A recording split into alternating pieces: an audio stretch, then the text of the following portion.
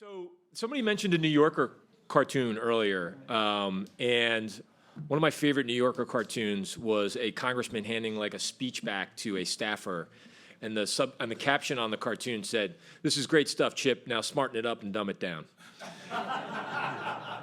And so this round is the sort of cotton candy round of the discussion. Everybody said a lot of really smart stuff earlier, and we're going to just kind of distill it down. We have an esteemed panel here of Doug Thornell, JoDee Winterof, and Jonathan Martin. And so I'm going to ask a question, but then I'm going to ask questions. I'm going to pitch one question to you all, and then I'm going to ask you to sort of give your different answers. And we can keep it short, but you also, if you have some really expansive thoughts on this, offer up as much as you feel comfortable. So I'm going to start off with you, Doug.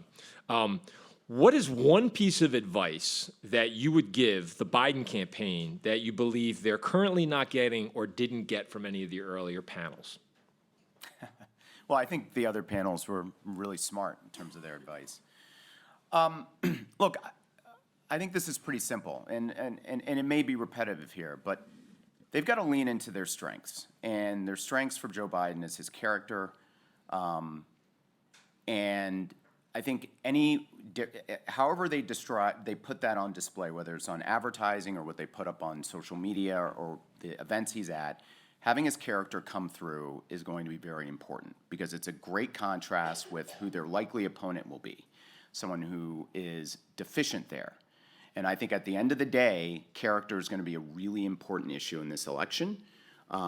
Issues will play a role, but look, I think you got 46% of the country on the Dem, that are Not 47%, like Mitt Romney said? not 47%.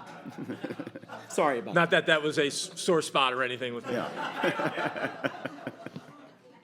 But look, I think character is going to be a very important, and I think it could be the deciding factor in this election. And that's where I think Joe Biden's strengths are, and I think that's where his opponent's weaknesses. JoDee? I'm going to build on what Doug said, but I have a couple things on my mind hearing what the panel shared today. One is I didn't hear anybody talk about MAGA or insurrectionists. And I've spent a lot of time in Iowa the last 3 months. Some of your best friends are insurrectionists. Yes, yeah. But I do believe that there are folks, some are independents, maybe even some Republicans, and it may not be the only reason that they consider another option in this election. But I absolutely believe that there are people who voted for Trump who do not consider themselves MAGA nor insurrectionists. And so there are some of those folks who might be in play in a different way. And I think some of what Doug said might be some of the reasons they would consider coming this direction. The other thing I think is at play in this election is fear. And I think it's at play in a number of ways. I think it's at play for women who want to count on access to the care they want, no matter what form it might be in.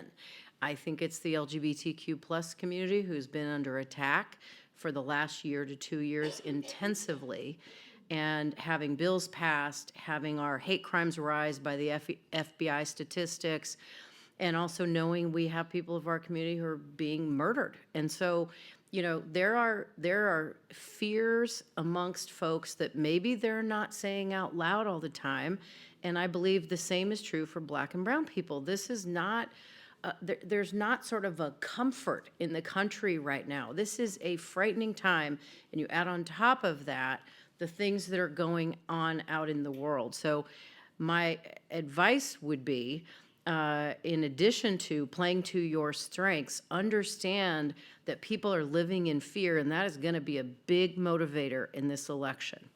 And so I think there is potential for significant growth in turnout amongst some of the people that don't always turn out consistently because of those reasons. So, J. Mart. Yes. It's January 20th, 2025. Yes. Donald Yeah, J. Trump. I need to get patches on the elbows. Donald J. Trump is being inaugurated as President of the United States of America. What are the 1 to 2 factors that led to that moment? Well, first of all, thanks for having us here. Good to be back with the NYU crew. Yeah, I mean, I think the big one would be no economic credit going to Biden for the improving economy, or worse, that there is, because of global instability or just because of the vagaries of the market, that there's an economic downturn. The other would be that I recently wrote about this, plug my column here, that the electorate has just decided that Biden's too old and that there's no turning back. It's unfixable. They just don't think he's capable of serving for 4 more years, and that Biden, in the course of the 24 election, didn't allay those concerns or didn't even really try to, and that people decided that Donald Trump, or whoever the Republican nominee was I guess in this scenario, maybe Donald Trump, was somebody who was better fit to serve for 4 more years than the oldest president in American history. The last point that I'll make, it'll also be because the court system moved slowly, and Donald Trump was not convicted of any crimes, and was not spending the final days before the election in a federal lockup somewhere. JoDee? Oof. Sorry. I think you would think of it as like you got a chance. Personal reaction. You got a chance to sort of like just admonish Yeah, I mean, somebody for what just happened, what went wrong. Yeah, well, I mean, I don't disagree with Jonathan, but I actually think that our country would be going in the wrong direction in terms of our democracy. That there would have been groups of people who were either dissuaded from participating, not allowed to participate because of actions that are happening around the country, including violence. And I think, that those pieces are real. And so seeing, if Donald Trump were able to be elected, I have a hard time seeing that those pieces would not have been a part of it. Doug? I think turnout and the impact of a third party, or How would a third party, like where would a third party have played a big role? Would it have been in like those 4 to 5 states, or would states have come into play because a third party, new states come into play because the third party sort of played a role in affecting the Electoral College? I mean, look, I think we're only talking about a handful of states that this race is going to be competed across anyway. And so, and Biden, his margin of victory in 20 was not great. So if you have, whether it was in Pennsylvania or Michigan or Wisconsin or Arizona or Georgia, 30, 40,000 votes makes a difference. You're getting ahead of me on some of them. No, If sorry. I can add one piece onto that, there are also folks who are kind of double doubters. It's a different way of saying some of the disaffected folks, right? So there are folks who think none of the above. And so what are those folks going to do? So if they're not loving Biden and they're not loving Trump, what are they going to do? Are they going to stay home? Are they going to vote for a third party? Are they going to?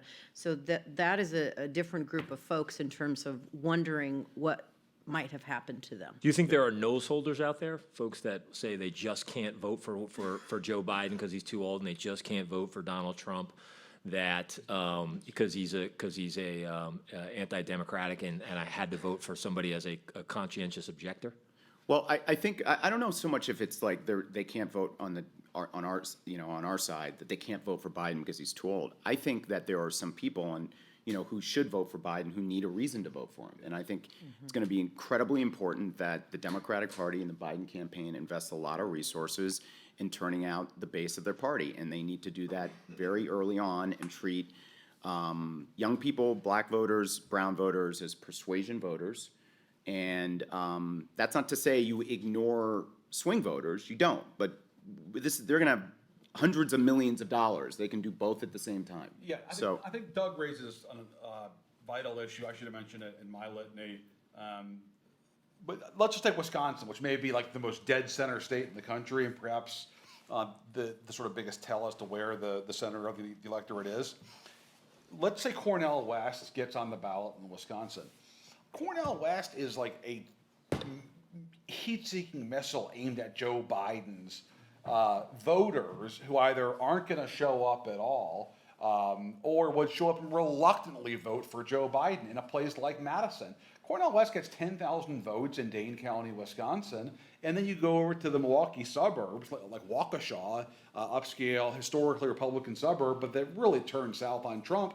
And the folks who held their nose and voted for Biden in 20, boy, they now have another option. They can vote for Bill Cassidy or Larry Hogan or whoever as the no labels candidate.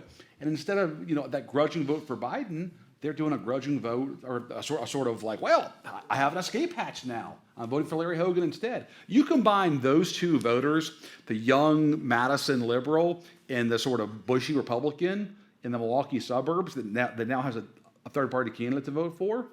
That's the whole ballgame.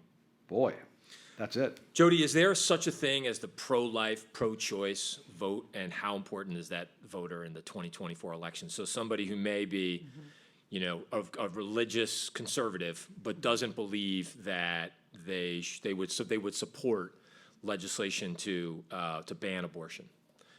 Are there voters out there, and will they make a big difference in the 2024 I election? need to make sure I'm tracking this bouncing ball. A pro-life, pro-choice Pro-life. voter. A pro-life, pro-choice voter? The same person? So a culturally conservative Okay, who will not vote to ban abortion. I see. And you think they're going to vote for Biden? I don't know. You tell me. This is the speed round. Woo. I'm sure there might be some of these folks out there. I don't know how many of them there would be. I think if the stars align that they don't want bans, but at the end of the day, they still want abortion to have serious limits. I think they probably still fall on that side. I think if they have a more personal experience themselves or with people they are very close to that is different than that, then I think they are more likely to make a different choice. But I think it's almost a case-by-case basis. I don't think there's a broad swath of this that is different. Doug, do you think it's a big enough of a voting bloc to make a difference in some of these key? Oh, I think we have to go after strongly the folks who are, getting nervous about these ideas of you can never have a medical procedure because people are experiencing out there that a doctor doesn't know what to do right now, depending upon what state they're practicing in, and should they do this procedure, and are they going to be criminalized in some way? There's a lot of worry out there. But I think that women out there are like, well, look, if I can't, look, I go back to the fear piece on this. 1 in 3 women, I believe this is still the number, have experienced sexual assault in some fashion. And so if you think 1 in 3 women, and then if you think, what if that happened to me and I cannot make a decision about my own body or my daughter can't, right? Okay, I'm going to be on the side of this that's like, that's too far and that's too much. And we have to have better options. But I still think the religious piece on this is going to be strong for a lot of women out there. I still think that is true. So, J. Mart, I want to talk a little bit about the media's role in today's political Bastards. dysfunction. Does the media right now, do you believe it has a net positive in that the media is helping make our politics better? Neutral in that they are just dispassionate observers, or net negative in that they're making it worse? Making what worse? What's the Our national political conversation. Okay. I mean, I come out still net positive because I subscribe to the idea that a free press is essential to democracy, and that there's no other constituency that's going to be holding powerful interests accountable to the public good, whether or not that's government or other elements of life. So, I think it's essential to have a free press that's holding people accountable in high places. I'm not sure what replaced that. So, I still come down with that. Has technology complicated things and created profound challenges in operating a democracy? Yes. Has the media played always a constructive role in that? No. But I still think net positive. Do you think that they do enough self-reflection, the media as a whole? I know not all reporters are created equal. Obviously, Betsy's a lot better than you. Tough but fair. It's a great question. On the one hand, the press is so self-obsessed that we're constantly talking about ourselves. So part of me thinks we do endless self-reflection. On the other hand, it's not like a Better Business Bureau exist in every community. Well, look, the Des Moines Register had a pretty bad rating for 2021, and no, there's no group out there that polices the press. So, and there shouldn't be any group that does that, because that would create a whole other host of issues. But yeah, so I'm kind of torn on that. Like on the one hand, we're consumed with ourselves. On the other hand, there is no way to police ourselves, right? It's sort of up to us to do it. And the problem is with the internet, that ship has sailed, right? I mean, it is so damn hard now, and the burden increasingly is on the reader or the viewer. I mean, more than ever, right? It takes so much more discernment now to operate the rapids of today's media environment, or today's information environment. It's not even media, Yeah. right? So. JoDee, net positive, net neutral, net negative. I think it's positive, but not to the degree we need it to be. And I think, when I'm going to just tie together two pieces that Jonathan talked about. The internet has also sped up the news cycle and keeping track of things. So even when there are moments that the press is kind of looking back and reflecting, it's like then there are almost three or four news cycles that have already occurred, and things are moving down the track, perhaps out of press control. And so, it's complicated, but I think it's a net positive. But we have to have a stronger press to make it through the times we're in. Doug? I think overall positive. I mean, are there times where I'm yelling at the television screen because I think that they're asking the wrong questions, or that, Donald Trump goes on Meet the Press and he has this crazy answer on choice and no one really calls him out on it? Yeah, you get frustrated by that. I think more importantly, though, is look, there is with the rise of artificial intelligence, there's going to be this huge, I think, explosion in misinformation that has already started. It started in years ago, but I think now more than ever, especially the way in which people are getting their information, I think media platforms and social media platforms are going to have to be on high alert to deal with that. And I think that is a huge issue that the campaigns on both sides are going to have to deal with. And combating misinformation, I think, and for me, is going to be a huge priority that all of these campaigns are going to have to invest in a lot of resources in, because it could make a huge difference. Okay, so I'm going to do ask you guys for some crystal ball answers. Love it. I'll start with you, Doug. I'll start with you, Doug, since I'll work my way this way. Okay. Blank will be Donald Trump's vice presidential nominee. That was my question for tomorrow.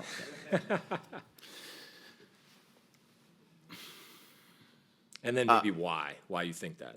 You can't be wrong here, right? Yeah, no, I know. Well, you could be, but Well, she's running for Senate, so but I would say Carrie Lake. That was one of the, I think she's, maybe she doesn't drop, but I would say either Carrie Lake or potentially Nikki Haley. And why? Because I think if you look at Trump and his selection of Pence, he went with someone who was sort of his the other side of the coin. And both of them bring, not Carrie Lake, but Nikki Haley brings a level of stability and I think professionalism to the ticket that might be helpful to him. Carrie Lake, I think he just is enamored by her, and I could see him picking her. JoDee? Blank will be Donald Trump's vice presidential nominee. I'm going to stick with Nikki Haley. There was a moment where I thought maybe Sarah Palin could make a comeback, but I think Nikki Haley. Jonathan? I'm going to take the road less traveled here. Okay. JD Vance. JD Vance. JD Vance. Wow, interesting. He perpetuates the Trump project beyond the Trump presidency. He has a comfort level on the issues that Trump cares most about, which is isolationism and economic nationalism. He has a resume that Trump likes, which is, Ivy in its orientation. And he's somebody who could sort of carry this on going forward and really sort of make Trumpism something bigger into the future. And I don't think Trump. I think Trump will want somebody that he believes looks the part, as he likes to say, and I think you can sort of see Vance in that mold. And I think there is an argument for Nikki Haley, and I think that'll be something that he considers. I just think he will have Pence PTSD. Can I trust this person? Will they be there for me on January 6th when that day comes? I mean, metaphorically, right? Yeah. And Nikki has not been a stalwart defender of Mr. Trump, as we've noticed. All right, J-Mar, I'm going to work my way back here. Yes. The next candidate to drop out of the race will be blank. Joe Biden. I'm looking at Enzo's face. I just want to see Enzo's face. I just want to see Enzo's face on that.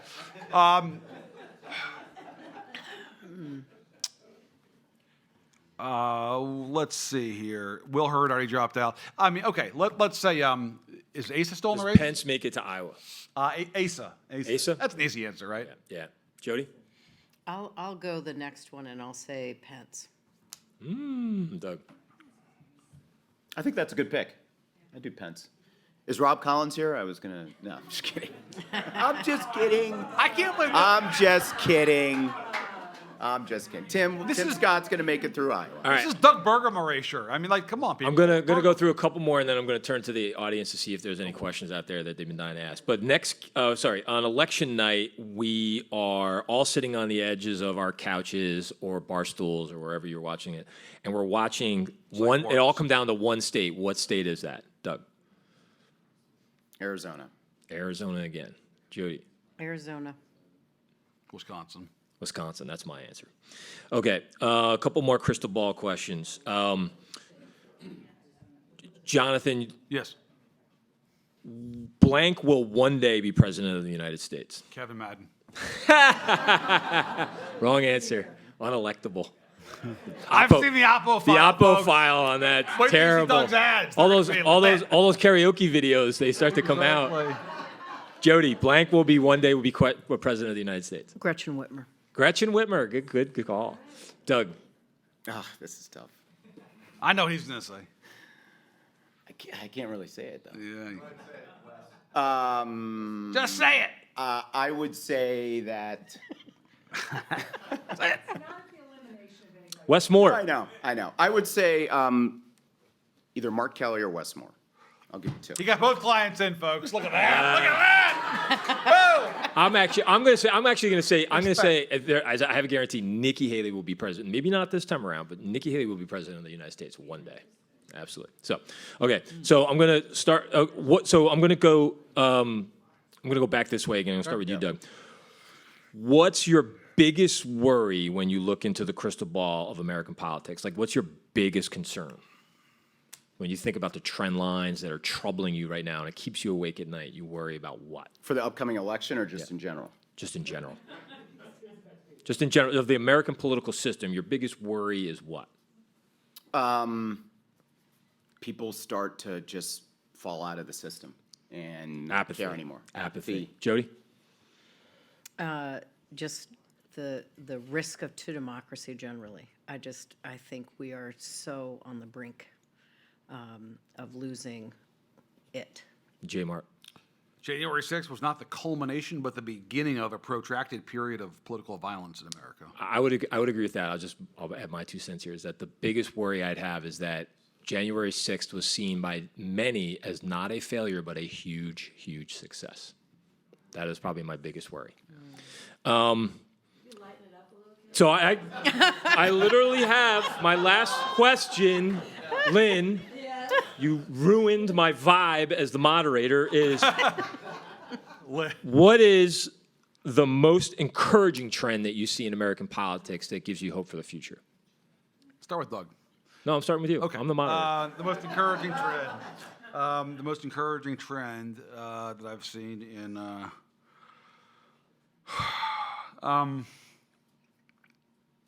There's not a lot out there. But I will say the idealism that comes with every new generation that emerges and that believes that they can fix what ails the country and that change is within reach in the next election. JoDee? I think similarly, but not as in such a positive light. I have an 18-year-old, and I was reflecting that this will be her first presidential election where she's voting, and that's true of the almost 21 to 18 group. They're post 9/11. Every single year they've been in school, there have been deaths from gun violence. They lived through COVID, and now there are 2 wars occurring. And they think we are not doing enough to protect the planet from all the climate change. And they see a lot of folks in their generation not maybe getting a fair shot at the life they would like to have. And so, I think they are going to be issue driven and they're going to participate, but they're going to do it in part because they're pissed off. And so it's not for the idealism, it's because they feel like things aren't good right now. Doug, what's the most encouraging trend in American politics right now? I think it's the diversity of the candidates that are now running for office. I think in 22, you had people like Wes Moore, you had Val Demings, you had Mandela Barnes, Jamie Harris in 20, and I know I'm missing people. So, but in general, I think that's great to see. You have Tim Scott in South Carolina. That's a good thing, regardless of what whether I agree with him or not on issues. But I think that, especially on the Democratic side, I think for a long time there was this perception that if you were not white, a white man running, you couldn't run statewide. It's too much of a gamble. And I think that we are slowly moving away from that, and that's a good development. Great. Any questions? Yeah. So Matt Iglesias on Bloomberg had a great column this week showing. Matt Iglesias on Bloomberg had a great column this week showing that all heads of state in the world's rich democracies are currently underwater in terms of approval ratings. So Sunak, Macron, you name it. So what does that tell us about Biden's predicament, and why is this happening across the world at the same time? Does it give any tea leaves for what we might expect and what Biden Kind of can goes do? back to the sort of institutions under assault question. I mean, we probably haven't. You're the data king here. We haven't had a president over 50% approval since since Obama in like 2010, 2009, right? So, what does that say about the sort of current trend lines of? Are there any French speakers here? Yeah. How do you say negative partisanship in French? But I know that would kill the poli-sci crowd. But seriously, people are cranky and they're mostly motivated by contempt for the other party when they vote. So there's not a lot of affirmation for their side because they're chiefly animated by contempt for the other side instead of love for their side. So I think that sort of reflects the approval numbers of those who are in office, the sort of the global trend of negative partisanship. And I also believe that I think coming out of COVID in every country, there's sort of uncertainty about the economy and uncertainty about the stability of society and just a general a malaise, to borrow the M word from President Carter. I was going to say JoDee, yeah. there's a pall over Even better. Yeah. the country right now in terms of just viewing the state of things, and so they're saying what they feel, but I don't know that that's going to be the determinant of the election. I mean, we've also lived through elections where folks were in the 80s or 90s in approval a year and a half out, and they lost. George Herbert Walker Bush, and so I don't think that's going to be the determinant of winning or losing this election. Doug? Yeah, I mean, look, it's a nasty environment. I think people are very, upset with big institutions and organizations. And I think when you're, the leader of a country, you are sort of fall into that category. If you look at governors, though, they tend to perform, a lot better. And that's a good sign for Democrats. We have a lot of really good governors out there. It's probably a good sign for Sarah, wherever she is. But so that is somewhat ironic, but it tells me that you can be a Democrat or you can be a Democrat in a Republican state like Andy Bashir, and he's probably going to win, and still have support with Republicans. And Wes has 30% support from Republicans in his state, and so it's like it can be done. I just think at the presidency and even at Congress, it just becomes a lot more partisanized. Joe, and you got a polarizing. question? Yeah, given the trend toward nationalizing all of our elections, we haven't really talked about the dumpster fire in the U.S. House of Representatives. That's tomorrow. Yeah. I want to add one other thing, though. Since I swung and missed on the positiveness, Kevin, of your, I actually think for the LGBTQ plus community and for women and for brown and black folks, that equality is going to win out over a tax. It's going to win out at the end of the day. And so I think that is a major positive, and we don't always talk in those terms, but I actually think it's quite motivational for a lot of folks. Do you guys think we get a speaker? A Republican speaker? Does anybody think? I actually think does some of it- anybody up here think that we get to 217 with a Republican candidate for speaker? Yes or no? Ever? No. In this process, Oh. in this Congress. Oh, yeah, okay. I think Emmer has got a shot, but he's the last one. I think Emmer just picked up some votes on the second ballot today in the Republican conference. And I think if they can get him to the floor, he'll have a shot, only because of fatigue and just embarrassment wanting this to be done. If he falls short, I think it's over. I think they'll then So, turn to Democrats. and then they essentially do. Yes. They broker something with Have Democrats. Democrats get Patrick the votes to make Patrick the Interesting. speaker. I think it's going to be hard. Yep. Thanks, everybody. Last for question. being Yeah. here. Okay. I have a question about gender. I'm curious, both parties seem to be hemorrhaging support to their non-traditional. So Republicans are losing women, Democrats are losing men. The gender divide is becoming bigger and bigger. Just broad strokes, what do you guys think each party can do to keep the genders that they're currently losing? Okay, well, I'll speak on the Democratic side and jump in here. But I would say look, Democrats have a real problem with men. They have a problem with, they've had a problem with non-college educated white men, and they're starting to have a problem with black men and Latinos. And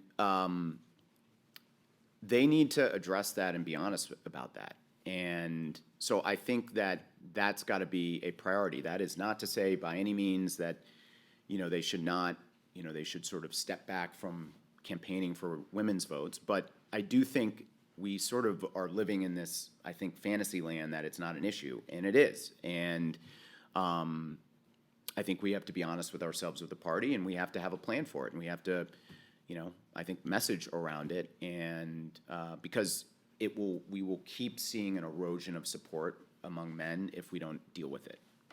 JoDee? Well, I mean, the white male non-college person, in terms of voters, has been a problem for quite a while. This is not a new problem. It's just gotten more intense in the last couple of elections. But it's been something that's been coming for a while. And I think, I think the Biden-Harris administration and Congress passing the different pieces of legislation they have around the economy and everything like that could get some of them.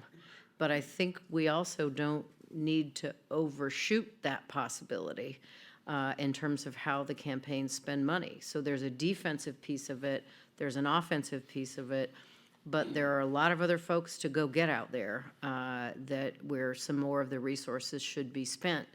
And I think, I don't know who was earlier, talked about, persuasion not beginning, 2 months ahead. It might have been you, Bettina, saying that. And, and I think that's part of the task as well. In terms of women, I actually think there are more women as possibilities here. I think that there's some blindness in the conservative part of the Republican Party about women being the breadwinners of the family, about women being sole leaders of the household, and I think there are some folks like that we can really go get on a spectrum of issues. And so, I think that that there's more to be had in both places. I'll be short. Democrats need to hope that Donald Trump is the Republican nominee, so that you can keep men in your coalition who otherwise would bail, but who will stick around to vote against Donald Trump because they don't see him as fit for the presidency. And Republicans got to figure out the abortion issue and how they can retain a lot of anti-abortion voters in their coalition, but not, to borrow a phrase, lose the primary to win the general. Or I'm sorry, lose the general to win the primary. Right. Thanks, everybody. Great answers. Appreciate it. Yep. Good as always. Thank you. It was very good.